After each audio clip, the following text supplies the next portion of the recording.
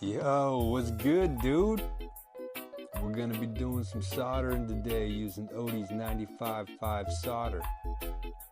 And that's 95% tin, 5% antimony, if you didn't know already. So we're working on this surface riser where it enters into the home. Now, we've rerouted this water line through this space to the garage and then back to this location, and we're reconnecting it back to the water line that enters into the house. We're doing this because the customer wants a whole home water filtration system installed in their garage. And the garage is like 15 feet away.